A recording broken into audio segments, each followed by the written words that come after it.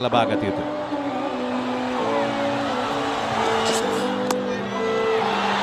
ලකුණු 4ක් විය යුතුයි. ලකුණු 4යි. දාසුන් ශානක ශ්‍රී ලංකා කණ්ඩායම ජයග්‍රහණය කරා කැඳවාගෙන යාමට ප්‍රබල උත්සාහයක. තවත් ලකුණු 4ක්. 44යි දාසුන් ශානක ශ්‍රී ලංකාව 166යි කඩු 6යි. මැනවින් ස්ථානගත කරා සවත් ප්‍රදේශයේ ඉහළින් මෙල්ල කරා ලකුණු 4ක්. ඒ අනුව පන්දු 3කදී ලකුණු 11ක්. පන්දු 3කින් ලකුණු 11ක්. මේ ප්‍රේක්ෂකයන් පුදුම වින්දනයක්, පුදුමාකාර වින්දනයක් ලබනවා. පල්ලේ කැලේ ජාත්‍යන්තර ක්‍රීඩා මේ රිචඩ්සන් අනස්තල ස්වභාවයෙන් යුතු තමාගේ සීමාවට තවත් ලකුණු 4ක්. තවත් ලකුණු 4ක්.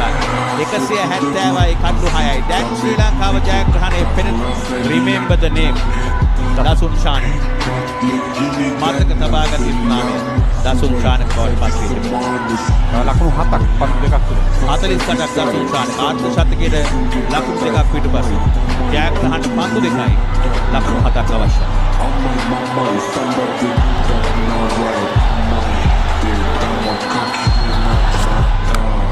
ලකුණු 6ක්ද ඉහළින් පන්දු ඇදීනේ ලකුණු 6යි.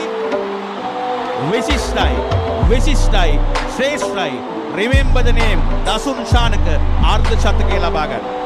මෙන්න තරගය සමවන අවස්ථාව.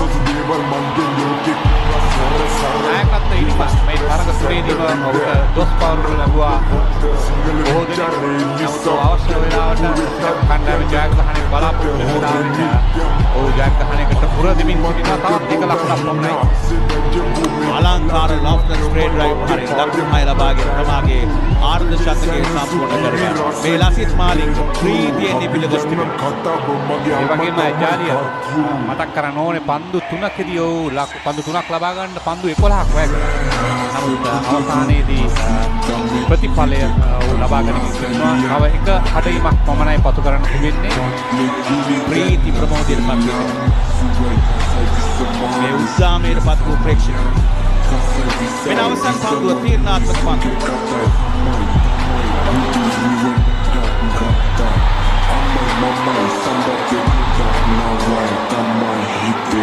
ජයග්‍රහණය ලබා ගන්නවා ශ්‍රී ලංකා කණ්ඩායම. ප්‍රබල ඕස්ට්‍රේලියාව ලෝක ශූර ඕස්ට්‍රේලියාව පරාජයට පත් කරමින් ශ්‍රී ලංකාව විශිෂ්ට කඩලු 4ක ජයග්‍රහණය ලබා ගනිද්දී නායක දාසුන් ශානක හිස නම ආචාර කරනවා ප්‍රේක්ෂකයින්ට.